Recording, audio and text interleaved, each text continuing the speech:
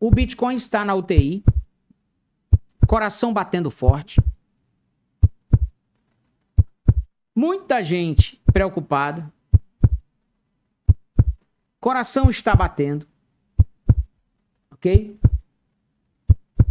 E ele pode sofrer um choque, né? Lá como acontecia no Grey's Anatomy. Lembra quando os pacientes chegavam no Grey's Anatomy lá, na emergência, né? Aí chamava Meredith Grey. Meredith Grey, paciente vindo de acidente de carro com pressão 27/72. Vamos colocar 500 gramas de epinefrina, 400 gramas de cetalinamina, 300 joules. Afastar. Pum. De novo. Afastar. Pum. De novo. Afastar. Pum. E aí, o coração do Bitcoin pode voltar a andar novamente, tá? O Bitcoin pode voltar a andar novamente. Tudo pode acontecer. Mas, nesse momento, o Bitcoin está testando não só o coração dele, mas também o coração dos impacientes, o coração dos que entraram ao IN, o coração dos que não escutam a opinião de quem sabe um pouco mais, e está testando os alavancados, e está testando aqueles que gostam de comprar porcaria e vão se ferrar de novo. Então, esse movimento que o Bitcoin está fazendo, na minha opinião, é um movimento de compra, tá? É um movimento de compra, ok?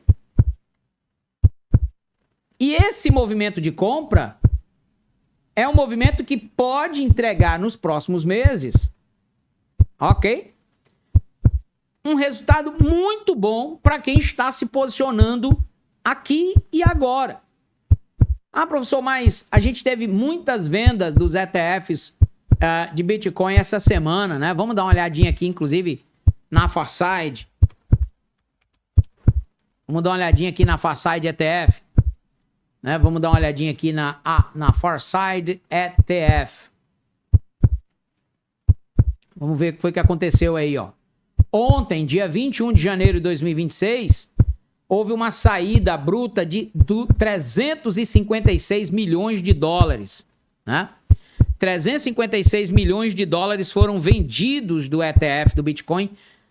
Só a BlackRock vendeu 356,6 milhões de dólares, um total de mais de 708 milhões de dólares em venda de ETF ontem, quase 1 bilhão de dólares, né? A BlackRock vendeu, a Fidelity vendeu, bem menos, mas vendeu, a Bitwise vendeu, a ARK vendeu, tá?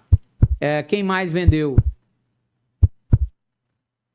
Deixa eu ver qual é essa aqui. A Franklin também vendeu. Ou seja, de todos os ETFs, apenas 3 não venderam Bitcoin hoje. Mas a principal venda foi BlackRock, que vendeu e vendeu pesado. 356 milhões e Fidelity também vendeu 287 milhões. Ou seja, nesse momento, o Bitcoin está fraco, pouco volume, precisando de uma massagem cardíaca, tá? Precisando de atenção primária, né? Tá precisando de cuidados, ok?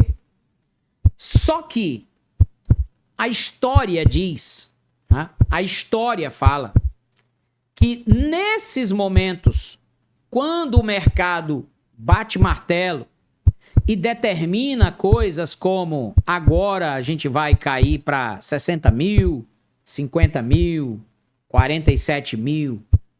É exatamente nesses momentos que a história mostra que o Bitcoin consegue limpar de uma maneira brutal os apostadores, tanto para um lado quanto para o outro, e aí ele entrega resultados que a maioria das pessoas não imagina. Na minha opinião, o Bitcoin está muito barato e é um dos ativos que pode receber capital a qualquer momento. As bolsas americanas todas estão em topo, os ETFs estão em topo, O ouro está no topo, a prata está no topo e várias outras commodities estão no topo. O que continua barato no mercado? É o Bitcoin. Ah, mas ele está fraco, aí ele está sem confiança, os ETFs estão vendendo, isso é ruim, isso não demonstra confiança, o mercado está desconfiado, né? Existe medo, o varejo está fora. Isso pode fazer quedas mais fortes para o BTC? Pode. Mas eu já falei isso para vocês. Se você quer e entende que precisa se proteger do Estado nos próximos anos, a melhor opção para você é comprar Bitcoin. Se você entende e quer ter liberdade geográfica e financeira nos próximos anos, a melhor opção para você é ter Bitcoin. O próprio Larry Fink, lá no Fórum Econômico Mundial, chocou todo mundo ao falar sobre corrupção. O próprio CEO da BlackRock, o Larry Fink, disse que o mundo precisa avançar mais rapidamente em direção a moedas digitais, sob uma única blockchain unificada para reduzir a corrupção. Ele descreve uma visão onde todos os ativos são colocados em um único sistema, incluindo ações, títulos, imóveis, fundos de mercado monetário e dinheiro em espécie. Nesse sistema, a propriedade seria tokenizada, fracionada, programável e instantaneamente transferível em um único e abrangente livro-razão que seria a blockchain.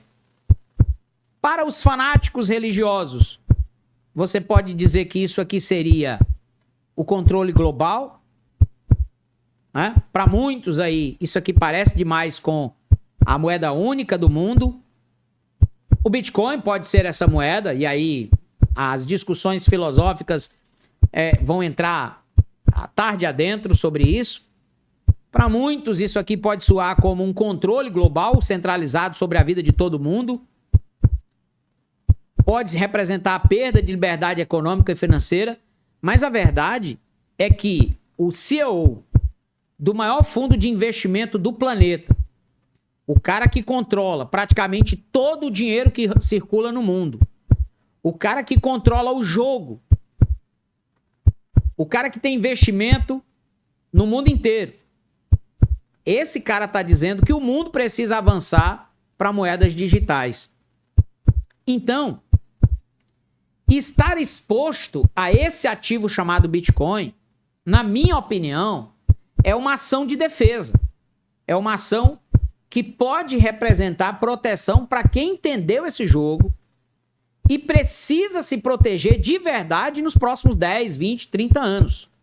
Então, olhar para o preço de tela do Bitcoin agora, na minha maneira de observar, é contraproducente.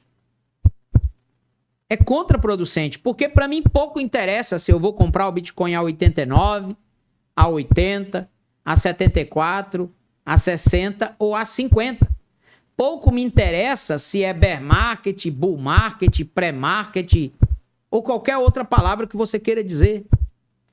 Para mim, o que interessa de fato é a capacidade que eu vou ter daqui a alguns anos de me proteger contra o Estado cada vez mais gastador, cada vez mais autoritário, cada vez mais controlador, cada vez mais avançando sobre a liberdade dos indivíduos.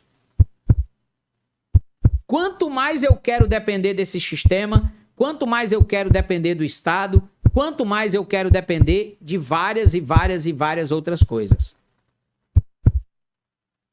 O que nós vimos acontecer no Brasil esses últimos meses é um retrato claro disso. Por exemplo, nós assistimos à falência do Banco Master, assistimos à falência de outras fintechs, assistimos à falência do Banco Will, que era um braço do Master, vimos um banco estatal de Brasília envolvido até o pescoço em corrupção, e nós não estamos vendo a preocupação de nenhum outro grande banco brasileiro falando sobre isso. Não existe nota do Itaú, não existe fala do Bradesco, não existe fala do Santander, não existe fala de outros grandes bancos. O que está acontecendo? O que nós não sabemos? O que está acontecendo nas entrelinhas do sistema financeiro brasileiro? E se o sistema financeiro brasileiro começar a perder credibilidade no mundo? E se agências como a Fitch, o JP Morgan, Morgan Chase, começarem a rebaixar o sistema financeiro brasileiro? E se outras fintechs começarem a quebrar? E se houver problema, por exemplo, no Nubank da vida, num PicPay, no Mercado Pago, numa Infinity Pay? E se houver problema? Não estou dizendo que há, mas se acontecer no futuro problemas, e essa grana brutal que está saindo do FGC não vai incomodar os grandes bancos? Não está incomodando os grandes bancos? Os grandes bancos estão assistindo o FGC ser dilapidado, perder fortemente capital.